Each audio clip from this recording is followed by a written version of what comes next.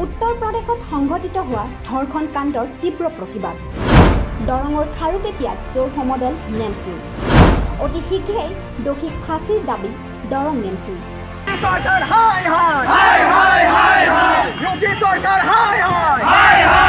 সমগ্ৰ দেশ কঁপাই যোৱা উত্তৰ প্ৰদেশৰ ঘটনাকলৈ জাঙুৰ খাই উঠিছে উত্তৰ পূৰ্বাঞ্চল সংখ্যালঘু ছাত্ৰ সন্থা ধৰ্ষণকাৰীক সুৰক্ষা দিয়া উত্তৰ প্ৰদেশ চৰকাৰক সমালোচনাৰ থকা সৰকা কৰে সংগঠনটোৱে হাতে হাতে বেনাৰ প্লে কাৰ্ড আৰু জোৰ লৈ ৰাজপথ উত্তাল কৰে দৰং নেমচুৰ 2 শতাধিক প্ৰতিবাদকাৰীয়ে শ্লোগানত উত্তাল কৰে খাৰুপেটিয়াৰ ৰাজপথ আপোনালোকে জানেই চাৰিপাখণ্ডই উত্তৰ প্ৰদেশৰ হাছৰাট চহৰত যি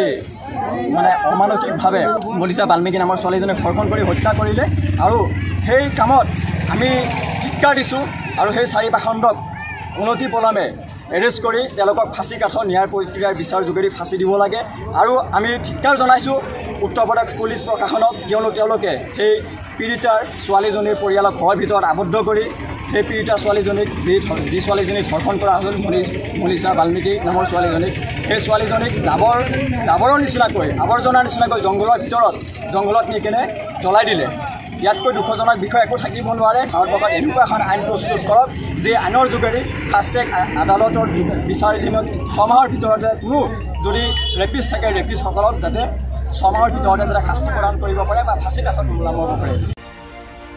ইউপি চৰকাৰ হাই হাই ইউপি পুলিচ হাই হাই ধৰ্ষণকাৰীক সুৰক্ষা দিয়া নচলিব আদি দাবীৰে প্ৰতিবাদ সাব্যস্ত কৰে দৰং নেমচুৰ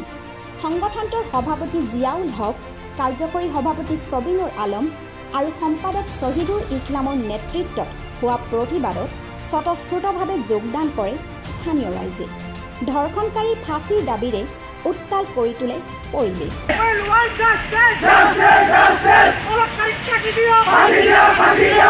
খাৰুপেটিয়াৰ পৰা হাফিজুৰ ৰহমানৰ ৰিপৰ্ট জনদৃষ্টি নিউজ